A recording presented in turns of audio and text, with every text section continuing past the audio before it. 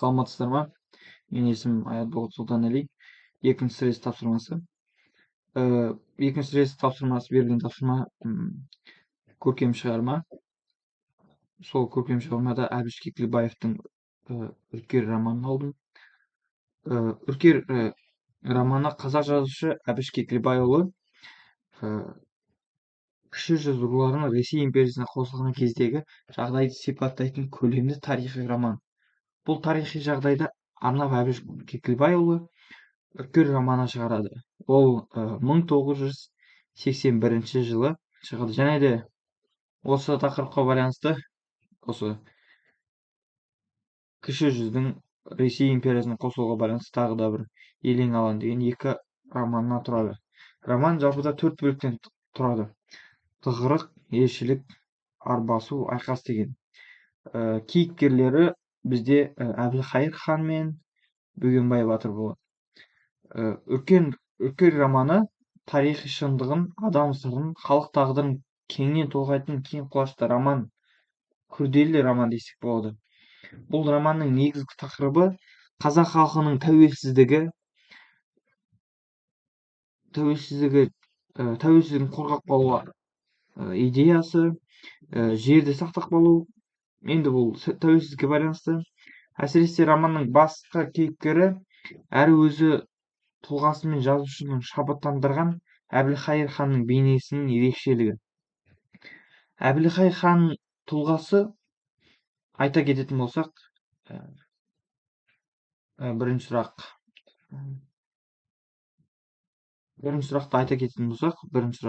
негізгі идеясы айта кеткенде осы қазақ халқының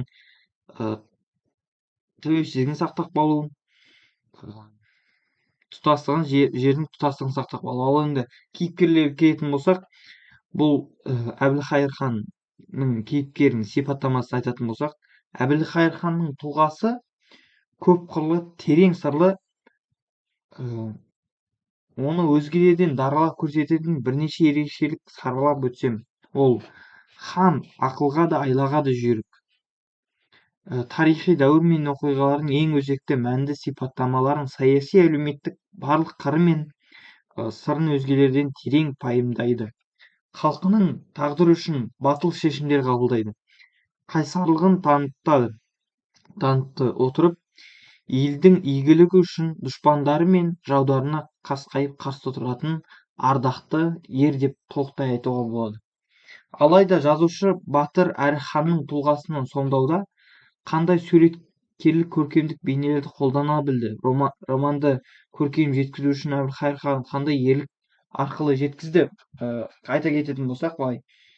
Әбілқайыр хан Әбіш Кекілбаев атамыздың не үшін сол Әбілқайыр ханды жазды деген? Оның қандай артықшылықтары болды? Менің ойымша, Әбілқайыр хан алғырлығы мен қайсарлығы романды оқи отырып анық байқайтынымыз, ол әуелде бойын жасырып, мұртына жеткізер жолда алыстан барлайды. Ішке де, сөзге де мығым келеді. Хан тағына алып баратын ағалық жоқ басқаныкі болғанмен, оның саралығы, сінің даралығы жағынан бұл басқа сұлтандар әлде қайда үстем болды. Ол өзінің парасатты көзқарасы, алысты барлай білуі, саясатты басқаша көзқараспен қабылдауы, және де адамдарды солай бауырлап алу, сондай көптеген қасиеттер болды. Хан тағына ағалық жон басқаныкі болғанмен, хан тағы өзінікі болмағанмен, оны өзінің қасиеттерін, хан екендігін, хандыққа толықтай хақы бар екенін, хан болуға толық қабілеті жетеді екенін ол өзі білгенмен де, өзінің сондай хандық қасиеттері бар екенін білгенмен де, ол осы мақсатта ол өзгелердің алшақтылары, билердің, ұлы ақсақалдардың, аты шыққан халыққа еңбегі сіңген батырлардың көзіне көлденең тартып көрсете білді өзінің батырлығын, сол саясаткерлігін. Міне осы кезде ілгері мақсатқа қол созғанда осы секілді әрекеттермен үлкен жетістіктерге жете білгендей. Көптеген соғыстарға қатысты әбілқайыр хан. Сонымен қатар қашқаннан қуып жететін кездесе атып түсіретін мерген, хас батыр, сом тұлғалы ер, ақыл мен айласы қатар жүретін әділ болып шыққан көруге болады. Әбілқайыр хан әділ, қашса жететін, сондай қашқан қуып жететін сондай батыр адам болған. Ханның сипаты сол әбілқайыр ханның немесінде болған. Ханның сипаты сол әбілқайыр ханның бойында болған. Менің пайымдауымша, жазушының ең әсерлі суреттеп жеткізген жері әбілқайырдың халық қамын тойлап толғанып бір шешімге келуі. Елдің амандығы үшін Ресейге пана іздеп бару деп білем. Сондай-ақ романның соңында ел үшін туып халқына қызмет көрсеткен ердің арманы мақсатына айналып, үміт оты жану әбілқайырдың ерекшеліктері мен болмысын түйіндеп тұрғандай. 1831 жылы ма қазақ екінші Екатеринаның қолына барып кіреді ғой. Сол кезде ең бірінші осы әбілқайыр хан бірінші болып кіретін. Енді тариқты қарайтын болсақ, әбілқайыр ханды халық ойлауы мүмкін. Сатқын, неме болмаса, халықты дұрыс билей алмауды, қазақ халқын бір жерге ұштастыра алмаған, бір жерге жинай алмаған хан деп білуі мүмкін. Бірақ та қазақтың сол кездегі халі, қазақтың сол кездегі жалпы экономикасы, сауаты өзінше болған шығар, бірақ та экономикасы өте әлсіз болған. Неге? Өйткені хандық талас басталған. Қазақ хандарының арасында 300-ге бөлінді. Қазақ 300-ге бөліну үшін емес, 300-ді сондай ауру пәледен сол руға бөлінген себебі бір-бірінің туыс адамның бір-бірінің қызын алмау, сондайға бөлген еді негізі. 300-ді ал оны біздің қазақтар ол 300-ді 3 жаққа бөліп, осылай араздықпен болғаннан кейін әбілқайыр хан амалсыздан Ресей патшалығының қол астына кіреді. Романның тағы да бір ерекшелігі, ел басына қиын қыстау кезең туғанда өз жеке басы үшін емес, ел тағдыры деп басына тәуекел тігіп игілікті жолын таңдауы. Мұның өзінің ханның сыртқы саясаттағы биліктегі мен аралығын белгісі ретінде танылды. Қорытындыла келе, алдына мақсат қойып, соған өзінің табандылығы мен қайсарлығы жете білген әбілқайыр бейнесін жазушы оқырмандарына керемет жеткізе білген деп ойлаймын. Себебі тек қарабасы үшін емес, елім жерім деп ерлікпен күресіп, мақсат жолында аянбай еңбек ету керектігін бізге өнеге етіп қалдырғандай болды. Жалпыда қазақ хандарының әрқайсысын алып қарасақ, ешкім сондай әлсіз, ел басқара алмайтын хан деп айтуға болмайды. Соңғы ханымыз Кенесары ханнан бастап анау Керей Жәнібекке дейін қарайтын болсақ, өте де сыртқы істер, ішкі істерді жақсы басқарған болған. Енді қазақ хандығының негізгі тамыры, негізгі сабақтасуы біздің сақ дәуірінен, Шыңғыс ханнан бері келе жатыр ғой. Дегенмен де қазақ деген хандық құрылған Керей мен Жәнібектен бері өте дара, өте ақылды, өте парасатты хандар қазақтың маңдайына бітті деп ойлаймын. Және де осы қазақта ең құртқан себебі осы үркер романында ол алауыздық, бірліктің болмауы.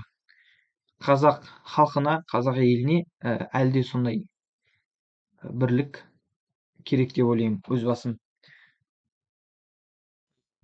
Тағы да айта кетерлік, шығарманың басты кейіпкерлері бізде Тәуке хан Текелов немесе бірден емес бүкіл елдің атынан сөйлеген билер Қазыбек, Төле, Әйтеке, бұдан басқа персонаждар, кейіпкерлер ойдан шығарған адамдар емес.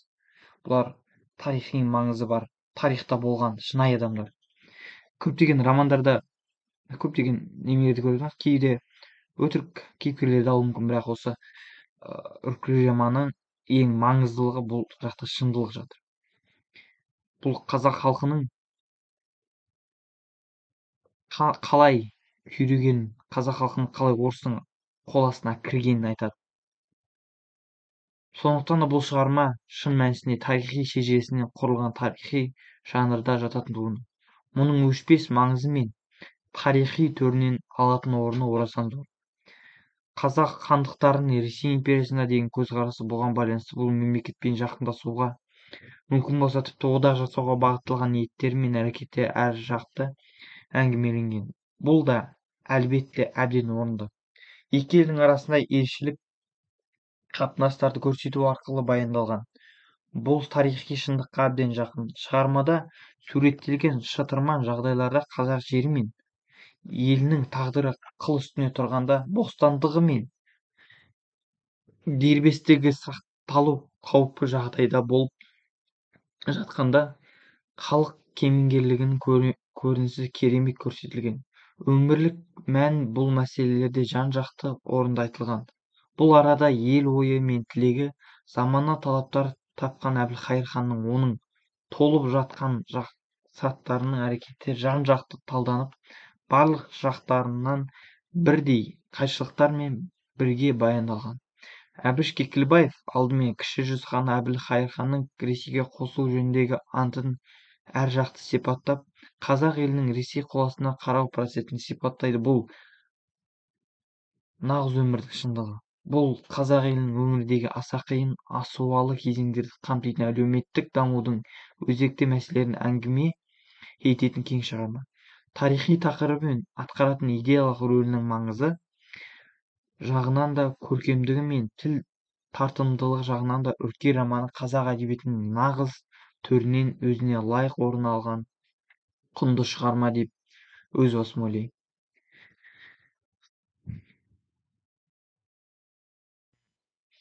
Осы үркер роман оқи отыра өзіме танымдық жаңалық аштым. Өзім үшін елін, жерін сатпау, және де қазақ елі үшін қандай да жағдайға бару үшін, қандай жағдай болсын, қазақ елі үшін, өз жерің үшін, өз елің үшін отқа түсіп суға бату керектігін, және де осы үркер романын оқи отыра адалдық, шыншыл адам болу керек екенін, және де мен ойлаймын, осы үркер романын оқи отыра қазақ жұмған жұдырықтай болмаса, осы үркер романындағы сәт, оқиға, тарихи маңызы бар оқиға әрқашан қазақтың басына қайтып айналып келмеу деген өтірік нәрсе. Егер біз сол уақыттағы секілді бей-берекет үш жүзіміз үш жаққа бөлінсек, сол үркер романдағы секілді жайтты қайтадан басынан кешуіміз мүмкін. Сондықтан да менің өзім алған жаңалығым тек бірлік, сенімділік, сатқындық болмау. Осы үш қағида арқылы өзіме осы үркер романы, осы үш қағиданы алдым, өзіме үш жаңалық аштым. Адал болу, халқына дұрыс қызмет ету, және де бірлікте болу. Осы үркер романның екі сөзінде әттеген-ай, деді ол ішінен, осындай қасында тайлам болар ма еді? Не де болса өзі ашқан балды өзі жормауға бел буды. Есіне екі абысынның әңгімесі түсті. буаз әйел түс көрмейтін бе еді? Түсінде екі бөлтірік екі емшегін еміп жатпайтын ба еді? Ойына кетіп абысына айтса, ойбай, сорлы, сен қасқыр жеп қояды екен демейтін бе? Отынға кеткен бейшара шынында да қасқыр талап өлтірмейтін бе еді? Апа-сапа болып марқұмның жерлеп қойған соң әлгі жайды абысының енесіне айтқанда, қап, жүзі қарай, түсің сөйтіп жаманға жорушы ма еді? Ол бейбақ егіз ұл табатын еді ғой, демеуші ме еді? Бұл күндері бұның да буаз қатынның айырмашысы қанша? Жүрегінің басы май ішкеннің кілкіп, жүрегіне өз баланың өзі жормай-ақ қойсын. Көп болса тайланға шаптырар, жортып алар. Бұл бірінші үзінді. Екінші үзінді елшілік. Не болса да осы бір шетсіз шексіз ұланғайыр пәлен күннен бері жол соқты. Боп келе жатқан түсі бөлек, түрі бөлек, киімі бөлек, жүрісі бөлек.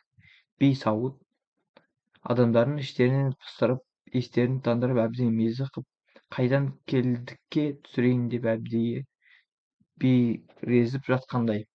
Бұл екінші үзінді. Үшінші үзінді ол бізде арбасу деген. Арбасу. Таң атқалы көздерің қажыған шығар. Бір ауық маған қарай қойыңдаршы, дегендей кейде жалындай ирлендіріп ызғары арнасы жарқ ете қалды. Артынша қайтқандап қайта қаша жөнелді. Өзіне жарқ ете қалған шолп етіп барлық секірді. Қалың құрақты сытыр еткізіп құс ұшады. Манадан бері қалғып келе жатқан сүле соқ керуенге де жан бітеді. Гүрс мылтық атылып, кеу-кеу әңгіме, кең күлкі естіледі. Ырғыздың тағы да сондай бір жер түбінен орағытып келер үлкен иеннен енді жақынай бергенде, ала кетіп бара жатқан сары ала күйменің қасындағы нөкерінің бірі шауып кеп, мылтық атылмасын, енді көп ұзамай өткел болады. Өткел аузынан бізді күтіп ханзада тұр, деді. Жұрт мылтықтарын жалма-жан қаптарына салды. Алдарынан тағы да бір қайқаң дөң кезікті. Қайқаң дөңнің басына көтеріліп еді. Ырғыз ирлендіп тағы да алдарына шықты. Сары ала шатырдың ішінде салт киімі киіп бүгін кездесудің жөн жосығын ойлап отырған Текеев бір сәтте басын көтеріп ілгері қарады. Сүйіндік батыр айтып келген мың атты қара шоғыр кезінде түсе қоймады. Сосын тағы да басын бауырына салып сыртқы істер коллегиясының нұсқауында айтылған ресми сөзді әуелі татаршылдар орысша жазылған да етікшінің қаққан шегесіндей өз орындарына қадалып тұрған мығым сөздер татаршаланған сәл соққылықтау шыға ма, қалай? Осымен үш жүзінді оқыдым. Бұл романды оқи отыра өзіме алған әсерім қазақ халқының осы тәуелсіздікке дейін өмір бақи соғысып келген, 100 жыл жоңғармен, 70 жыл Ресейдің оданында болған, өмір бақи өмірі соғыста, қан майданда өткен адам еріксіз көзіне жас алады осы оқиғаларды.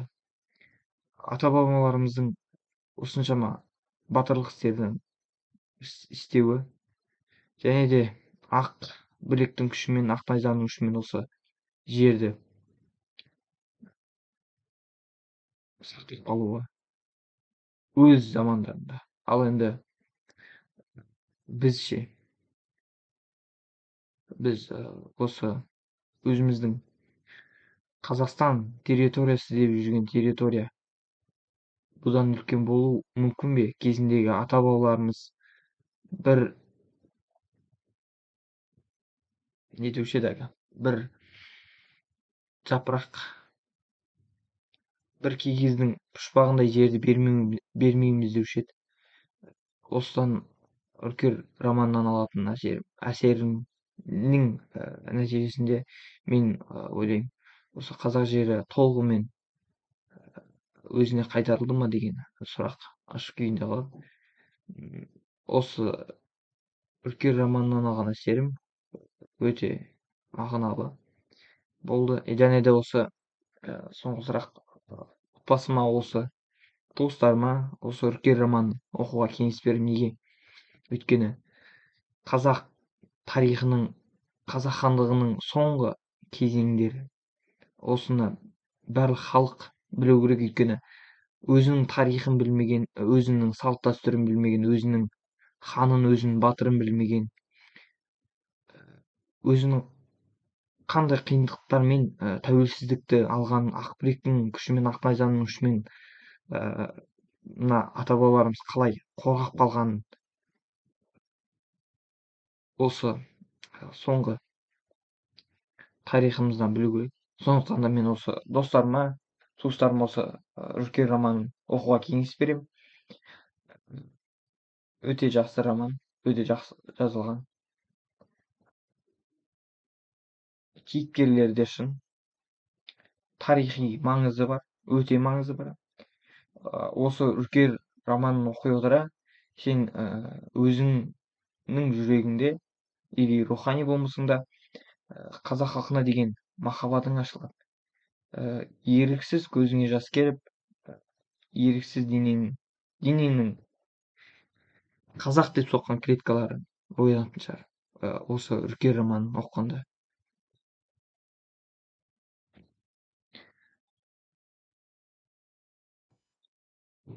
Әбіш Кекілбаевты айта кететін болсақ, ол 1939 жылы 6 желтоқсан күні Маңғыстау облысы, Маңғыстау ауданы, бұрынғы Гурьев облысында Мырзайыр деген жерде туған. 1947 жылы Тауақшы мектептің өмір сынына барып, 1948-1954 жылдары оңды орталау, ал 1956-57 жылдары үш таңғы орта мектепте оқиды. 1957 жылы 5 мамыр Лениншіл жастың белсенді ауылдық тілші ретінде Қазақстанның комсомол оралдық комитетінің мақтау қағазымен марапатталады. 1957 жылы Қазақ мемлекетінің университетінің филология факультетіне түседі. Университетте әдебиетте белсенділігі басқарып, жас талаптар шоғырына жарыққа шығады. Отбасын айта кететін болсақ, отбасы арғы-атасы Жаңқайұлы Қожанызар қазақтың көшін Маңғыстауға бастап келген топтан белгілі, білікті, беделді, дәулетті адам. Атадан шығарған, ұстап қалған ұрпағы Жаманқұл немересі Кекілбай үйленген соң 1924 жылы онында қайтыс болған. Әкесі Кекілбайұлы, анасы Айсәуле Жұмбайқызы дәулетті, ел ішінде аты шыққан бидің отбасынан дүниеге келіп тәрбиеленген. 1936 жылы әуелі онда колхозшы, тауықшы. 1942-45 жылы аралығында стахановшы, шахтер. 1945-62 жылдары екпінді колхозында жұмыс істеді. Әбіш Кекілбаев 1947 жылы Тауақшы мектептің бірінші сыныбына барып, 1948-1954 жылдары оңалту, ал 1956-57 жылдары үш таңдағы орта мектепте оқиды.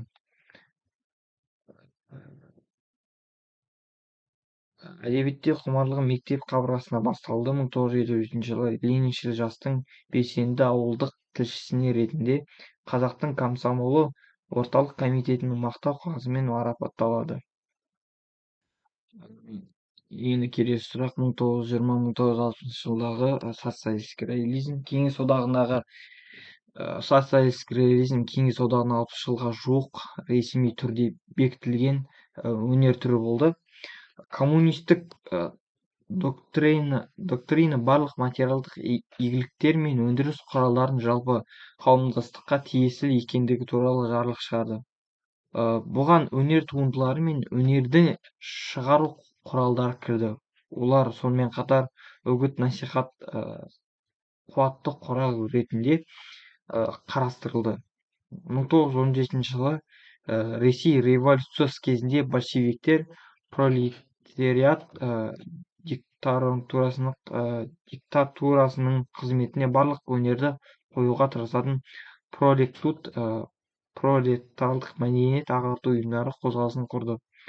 Кеңес одағының алғашқы жылдарында орыс және кеңес суретшілері пролекулт қамқорлығымен өнердің алуан түрін қабылдады. Революциялық саясат пен дәстүр емес өнердің радикалды түрлері бірін-бірі толықтырушы ретінде қарастырылды. Өнерде конструктивизм өркендеді. Конструктивизм сәулет пен бейнелеу өнері басталды. Оның негізгі тәжірибесі Владимир Татлин болды. Ол формадағы функционалдық пен өндірістік тиімділігіне баса назар аударды. Оның утилитарлдық этикасы, поэзиясы мен кино сияқты басқа да өнер түрінде тарады. Авангард журнал Лев бұл этикамен байланысты болды. Виктор Шволский мен Осип Брик сияқты маңызды сыншылар қиялдан гөрі практикалық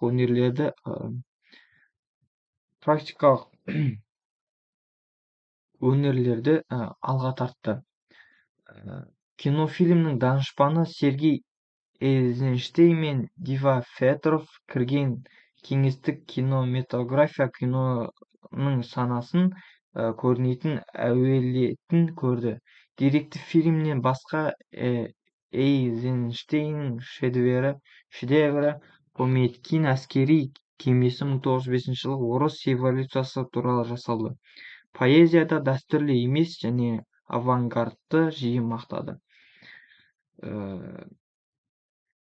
Авангард және жаңа кеңес мемлекетінің қарым-қатынасы тез бұзылды. Коммунистік партияның элементтері жаңа эксперименталды өнерге сынға алып, импрессионизм және кубизм сияқты заманауи стильдерді қабылдамай, бұл қозғалыстар революцияға дейін демек декаденттік буржуазиялық өнермен байланысты болды деген желеумен социалистік реализм белгілі бір дәрежеде декадентті деп саналатын осы жаңа стильдердің қабылдауына қарсы реакция болды. Дегенмен реализм өзі коммунистік мемлекеттің пайда болуынан бұрын да өнердің бір түрі болғанына қарамастан, әрине реализм табиғаты оның ішінде бейнеленген емес. Бұл суретші қозғалысы ол материалдық әлемнің сипаттамасы жеке немесе әлеуметтік кейіпкерді бейнелеу үшін қолданды. Социалистік реализм ұғымы әрқашан аксиомалдық нәрсе пайда болды, өйткені социалистік мұраттар не болғанын емес, қоғамдық қандай керектік суреттеуді талап етті. Бұл іс жүзінде жоқ шындықты бейнелеуді қажет етті. 1960-1990 жылдары қазақ жазушылар мен ақындардың шығармашылығы. 1960-1990 жылдары бізге үлес қосқан ақындар, поэзияның дамуына үлес қосқан ақындар Фариза Оңғарсынова, Жұмекен Нәжмиденов, Мұқағали Мақатаев, Қадыр Мырза-әлі, Күләш Ахметовтар болды. Және біздің жазушыларымыз, прозаға үлес қосқан жазушыларымыз Дулат Исабеков, Мұхтар Мағауин, Әбіш Кекілбаев, Әркім Тарази, Оралхан Бөкей, Арман Жұмаділдаев болды. Қабдеш Жұмаділдаев болды. Және де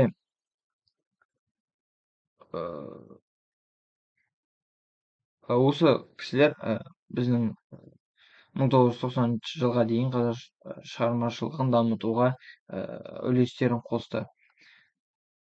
Тарихи сана қалыптасуда тарихи тақырыпты көркем шығармалардың рөлі мен маңызы. Енді мен және өзім үркер романын оқыдым. Сол үлкен үркер романынан алған әсерімнің өзі қазақ тағдырын өзімше ойлауға, қазақ тағдырына уайымдауға әкеліп соқты. Біз егер тарихи сананы қалыптастыра білетін болсақ, негізінде қазақ тарихы, мен ойлаймын, әлі де дұрыс ашылмаған. Әлі де біздің ақындарымыздың көрген азаптарының бір 50% ғана, 50-ден аз болуы мүмкін, сол ғана көрсетілген деп ойлаймын. Егер біз тарихи сананы қалыптастыра білсек, біздің ел болып өркендеуіміз және де ел болып дамуымыз тезірек болушы еді. Мысалы, біздің көркем шығармалардың тарихи сананы қалыптастыруға қандай маңызы бар? Көркем шығармалар, олар қалай айтсам болады, не деуші еді, майдан қылшық суырғандай жеңіл айтады. Бірақ жеңіл айту деген ол қалай айтсақ болады, бір астарлап жеткізеді. Ал оны түсінген адам өзінің тарихын білуге тырысады. Тарихи сананы қалыптастыруда көркем шығарманың өте де маңызы бар. Оларда өте айтсақ болады, нақты дәйектермен сөйлейді. Сондықтан тарихи сананы қалыптастыру ол өте маңызды деп санаймын.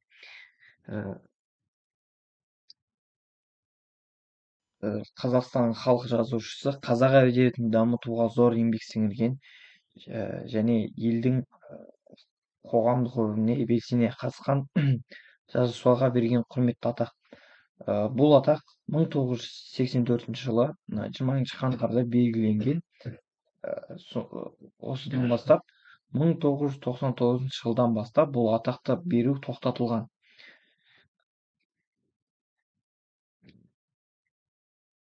Қазақстан сол 1984-тен бастап 20 қаңтардан бастап 1999-ға дейінгі жазушы берген Қазақстан халық жазушылары, ол бізде Ғабит Мүсіреп 1984 жылы қазақтың халық жазушысы, драматург, сыншы, мемлекет және қоғам қайраткері 1984 жылы алған.